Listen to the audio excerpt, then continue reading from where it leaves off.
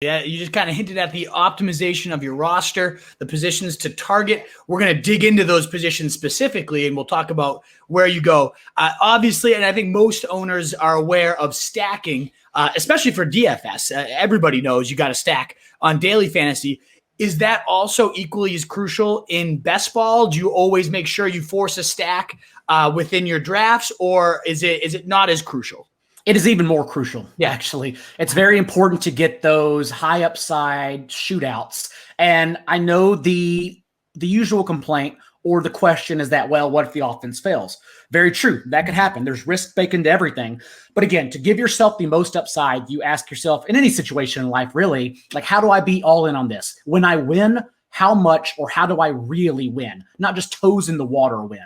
And it is by double stacking your quarterbacks within that offense. And so your Trey Lance, Deebo Samuel, Brandon Ayuk, your, as we talked about earlier, Matt Ryan, Calvin Ridley, Kyle Pitts, you will soak up all the points in shootouts throughout the year for those offenses. Now, right now, ADP is pretty set because nothing's happening.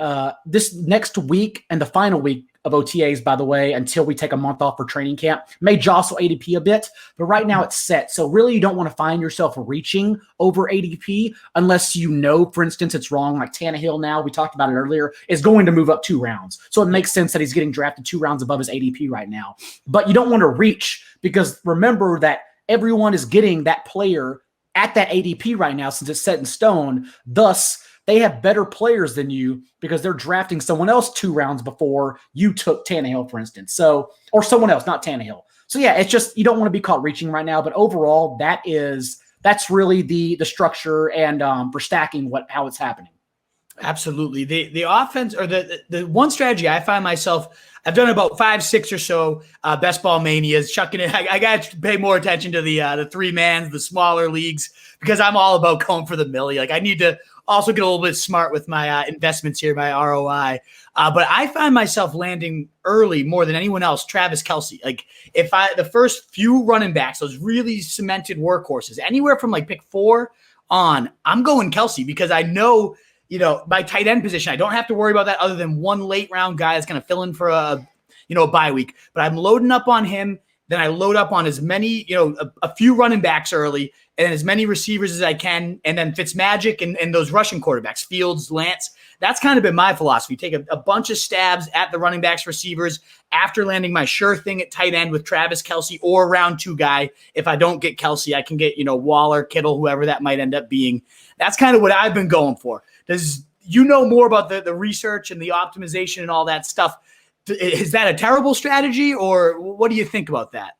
No, I think it's good. It honestly just comes down to each room. That's why I'm not a 0 RB savant, because even though it's very true, it does lend itself to higher true win rates, not just placing, but remember, you're not trying to get third. We're trying to win every single league we're in. And so that's how it is, because you take on risk, but also give yourself more upside. And so I do get that study, but I also hate telling everyone to go into drafts and just do it, because if the room gives you something else, you shouldn't be stuck to one plan. You should know, if you can remember quotes to Anchorman, you can remember 4 or 5 draft strategies. It's not that hard. And so just always be willing to go with the flow.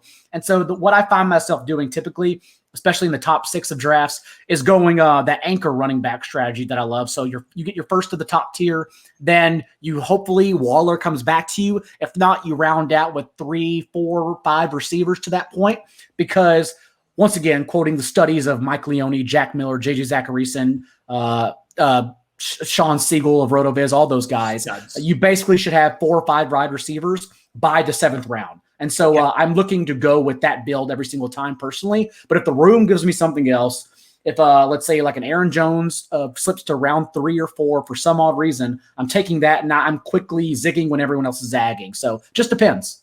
Love it. What is up, you fantasy wolf? Thanks so much for tuning in. If you haven't already, share your thoughts in the comments, check out some more videos, and join the newest Wolfpack by subscribing below.